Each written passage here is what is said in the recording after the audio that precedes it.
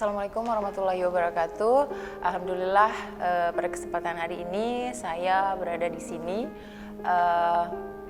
untuk menjelaskan sedikit tentang materi bahasa Inggris. Saya Murnia Suri, dosen bahasa Inggris di Fakultas Ilmu Keguruan. Judul kita hari ini adalah Part of Speech. Part of Speech ini merupakan diskusi tentang pengelompokan kata. Jadi akan berguna pada saat kita menggunakan kata tersebut saat berbicara maupun saat menulis, sehingga kita tahu dalam merangkai kata menjadi sebuah kalimat yang benar. Part of speech yang akan kita bahas yang pertama itu adalah noun, pronoun, adjective, verb, conjunction, preposition, dan interjunction. Yang pertama adalah noun. Noun itu kata benda. Sedangkan pronoun itu kata ganti. Selanjutnya adjektif kata sifat. Verb merupakan kata kerja. Adverb adalah kata keterangan. Lalu preposition itu kata depan, dan conjunction itu kata penghubung. Yang pertama noun. Kata benda names a person, a place, thing, or idea. Jadi kata benda ini menjelaskan orang, ya, tempat, benda, dan juga ide. Sebagai contoh kita lihat untuk person menjelaskan orang bisa seperti nama orang. Di sini ada Abdullah, ya, contohnya. Kemudian Busheri itu nama orang. Kemudian untuk yang gender female-nya ada Suryani. Contoh untuk place, tempat itu bisa nama kota. Misalnya di sini saya contohkan Melabo. Kemudian park, taman, dan juga satu lagi yang ketiga adalah outer space, itu ruang angkasa, ya, angkasa luar. Itu dia. Contoh benda yang ketiga itu adalah watermelon, nama buah-buahan. Kemudian timpan itu kue, ya, kue tradisional. Kemudian screwdriver itu alat pertukangan, obeng.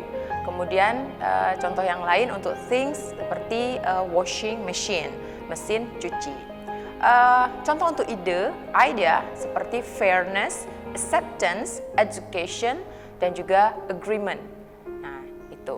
Dalam kalimat kita bisa lihat contohnya ada di sini. Yang pertama tadi di benda untuk person, Abdullah is Muhammad's father. Nah, di situ sudah dalam kalimat. Kalau tadi contohnya kata, di sini sudah dalam bentuk kalimat. Yang kedua, we will take off to Melabo. Nah, di sini place-nya terletak di belakang, ya, di ujung dari kalimat itu. Yang ketiga, timpan. Timpan a name of cake, nama sebuah makanan, kue, ya. Dalam kalimat contohnya adalah timpan is a delicious cake. Yang keempat contohnya, I go to university to continue my education level. Ya, oke. Berikutnya part of speech kita yang kita bahas adalah pronoun. Pronoun adalah kata ganti yang dia berfungsi sebagai replacement the names of a person, place, thing, or idea in a sentence. Jadi dia kata ganti ini menggantikan orang, ya, tempat, benda, dan juga ide dalam sebuah kalimat. Pronoun ini dia terbagi dalam 4. Yang pertama ada subject pronoun. Subject pronoun berarti dia kata ganti yang fungsinya sebagai subjek. Yang kedua object pronoun. Nah, ini berarti kata ganti yang fungsinya sebagai subjek.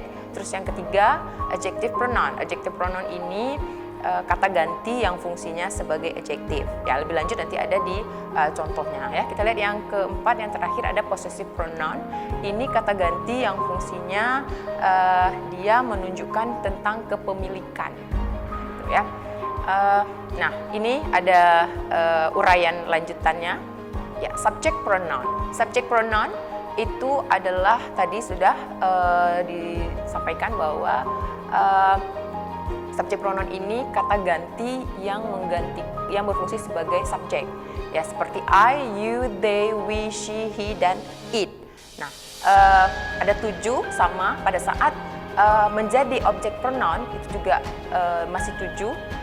Jadi di kata ganti sebagai objek dia berubah menjadi me, you, them, us, her, him, dan it. Selanjutnya di adjective pronoun itu kata ganti yang fungsinya sebagai adjective. Ada my, your, their, our, her, his, dan its.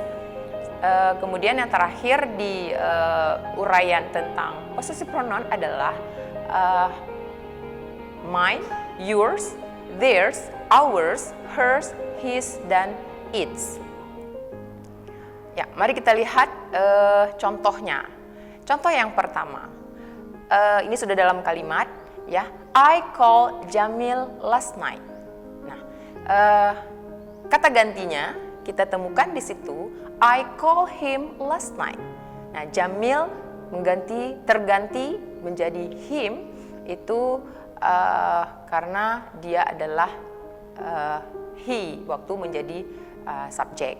Ya, contoh yang kedua, the chairs are there. The chairs. Nah, itu kata gantinya adalah they. Mereka keduanya adalah sebagai subjek. Ya. Kemudian contoh yang ketiga, I smile at the man. The man smiles at me. Ya, lanjutannya, contoh yang selanjutnya yaitu an old woman gives my friends and I some money. An old woman give us some money. Jadi my friend and I itu merupakan objek pronoun dan digantikan menjadi us. Lalu my brother's writing is good. His writing is good. Jadi my brother's writing itu menjadi his. Lalu the table's legs are broken. Gantiannya menjadi its legs are broken. Ya. Yang ketiga adalah adjective, kata sifat. Kata sifat ini dia describe a noun or pronoun. Dia menjelaskan kata benda atau kata ganti. Ada bermacam-macam adjektif. Yang pertama yang menunjukkan number. Nah, jadi number, one, five, several itu masuk ke kata sifat, adjective. Kemudian opinion, ya, pendapat terhadap sesuatu itu masuk ke kata sifat. Contohnya katanya seperti useless, expensive, dan lain sebagainya. Selanjutnya ada size. Size itu ukuran yang menunjukkan di sini contohnya ada big, big besar, narrow, sempit. Lalu ada age itu umur, ya, seperti new, mature, dewasa, Asian, kuno. Lalu color itu termasuk ke kata sifat. Kata sifat di sini saya contohkan adalah green, warna hijau, dan burgundy. Burgundy itu keunguan. Ya. Lalu origin seperti contohnya Achenese, orang Aceh, kemudian negara Germany, ya, orang Jerman. Kemudian material, satu lagi contohnya seperti wooden, silk, dan cotton. Yes. Contoh dalam kalimat kita lihat, I have one car. Ya. Her shoes are expensive. Nah, bisa kita lihat dulu dua kalimat pertama. One car. One adalah adjektif, dia menjelaskan car. Car itu benda, dia menjelaskan benda. Lalu contoh yang kedua, her shoes are expensive. Nah, di sini meskipun kata bendanya tidak berdampingan dengan kata sifat, tapi expensive adjective menjelaskan shoes sebagai kata benda. Lalu yang ketiga, we bought a big house. Lagi seperti contoh yang pertama, big itu adalah adjective, house adalah kata benda, itu letaknya berdampingan. Big itu menjelaskan ukuran dari house, yaitu dia besar. Ya. Contoh yang keempat, you are a new student, aren't you? Nah, ini kalimatnya dalam kalimat yang berbeda sedikit. Kamu adalah siswa baru, iya kan? New student. Nah, juga sama, dia berdampingan kata sifat dan kata benda, menjelaskan kata benda student. Contoh di bawahnya, the green fence is my house fence. Green fence is my house fence. Sama, menjelaskan pagar yang berwarna hijau itu adalah pagarnya rumah saya. Lalu, he is from German. Dia berasal dari Jerman. Ya, itu adalah contoh origin, ya, Jerman. Lalu satu lagi contoh dalam kalimatnya adalah it is a wooden chair. Ini adalah kursi yang terbuat dari kayu. Oke, nah jadi itu tadi contoh yang sudah kita bahas tentang adjektif, dan akan kita sambung di part of speech berikutnya setelah break berikut ini.